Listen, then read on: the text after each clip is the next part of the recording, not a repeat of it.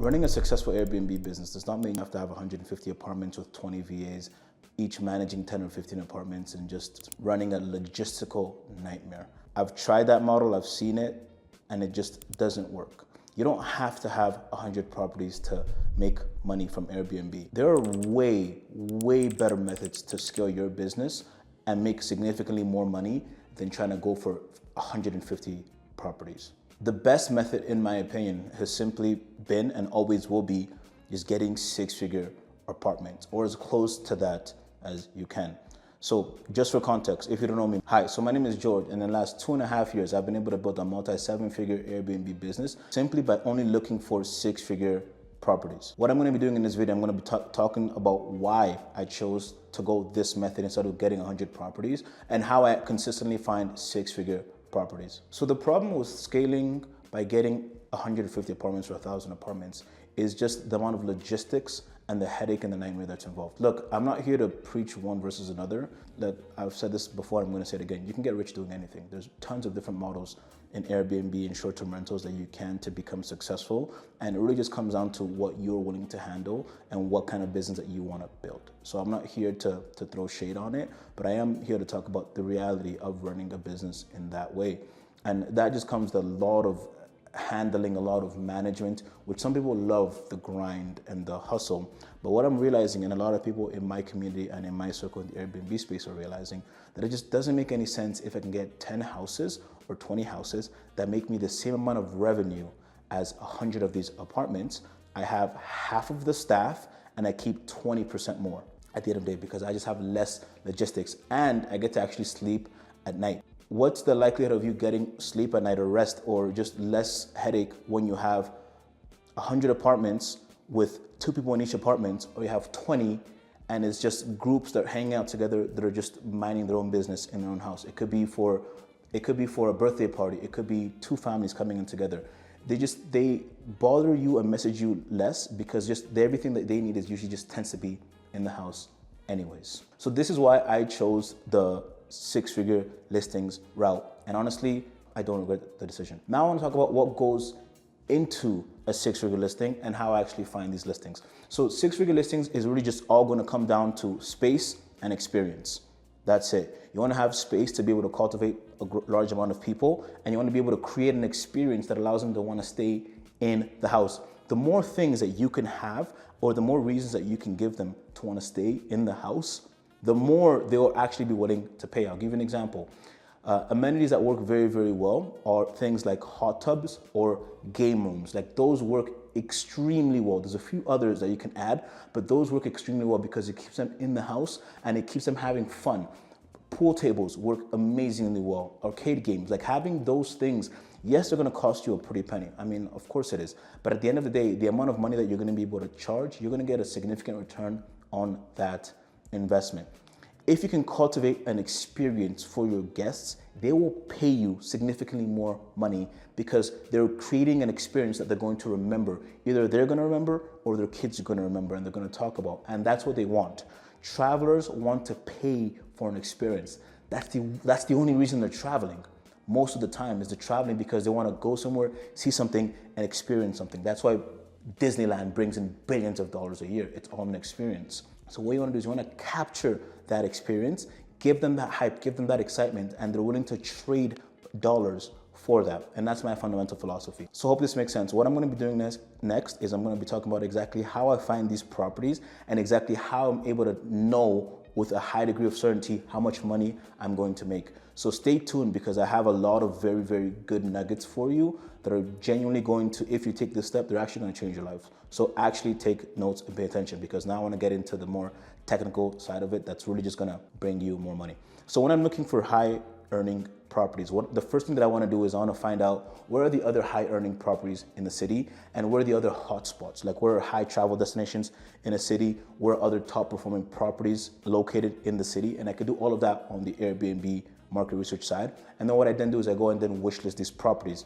The reason I wishlist these properties is because I want to save them so I can then find out where they are on the map later, which I'm going to get to right now. Once I've wishlisted these properties, you can actually go on the wishlist section and you can see on a map exactly where all of these are. I tend to, depending on the size of the market, I'll probably do 30 or even 50 wish lists. And then I go on the map and I can see where all of the top, think about this, you can now see where all the top performing properties are in a city.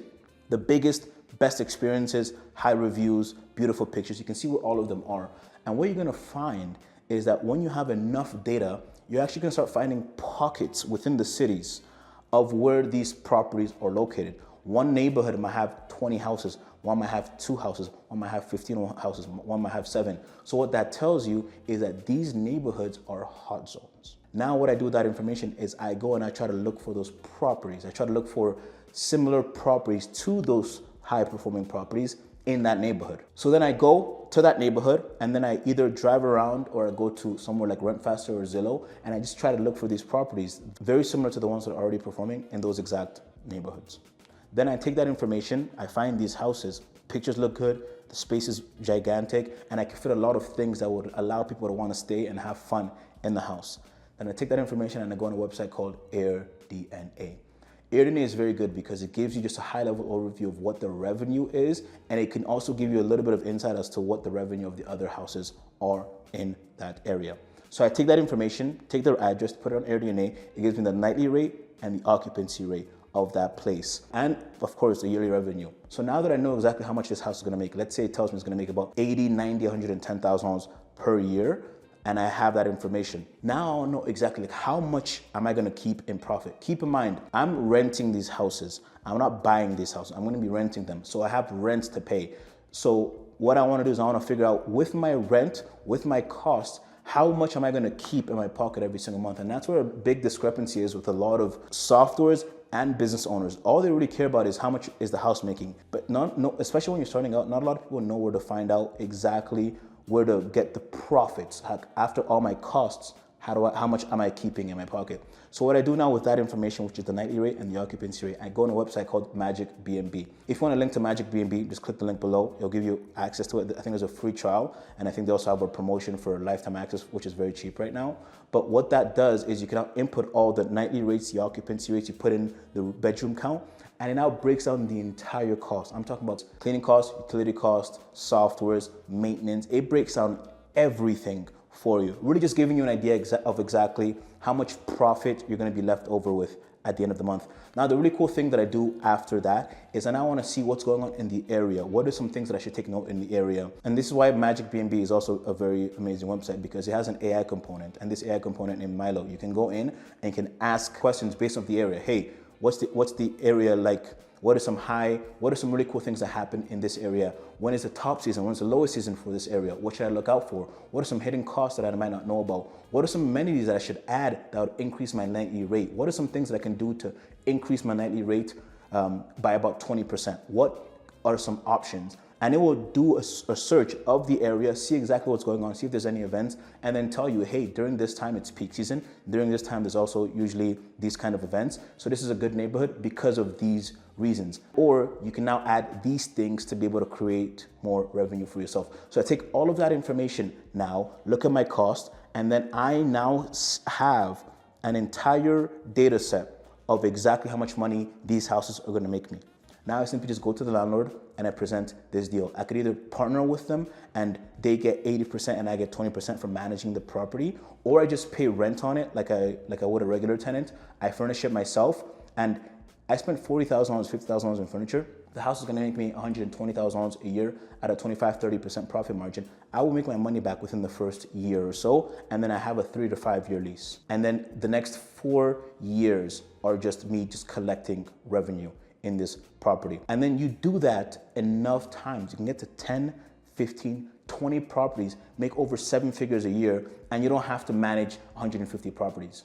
And a good rule of thumb is I have 1 VA for every 5 or 10 properties that they can manage. This way I'm not managing 70 VAs, right? I have 3 to maybe 5 VAs running everything, and then they run the business for me. And now I actually get my time back, and I'm a 7-figure entrepreneur in about 2 years. I've never made a video with this much detail on how I go about finding this 6-figure properties, but I've been able to do it very, very consistently. And that's what my business model is, simply just finding 6-figure properties in different cities and different countries. I have properties in Canada, New York, Fort Lauderdale, Miami, and a lot of them are just 6-figure properties. And I've just been able to scale massively with this exact same system and framework.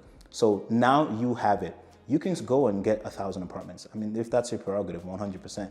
Or you can prioritize peace of mind and just profitability, because there's significantly higher profit margins in bigger houses. So that is exactly how I'm able to scale my business to have 10, 15, 20 properties, all making me 6 figures. So with that being said, it's 2026 and you can get rich doing anything. If you want to see a video on why I chose Airbnb, which goes a lot about what we just talked about and a few other key nuggets, just click the link below to get full access to that video. And I'll see you in the next one. Bye for now.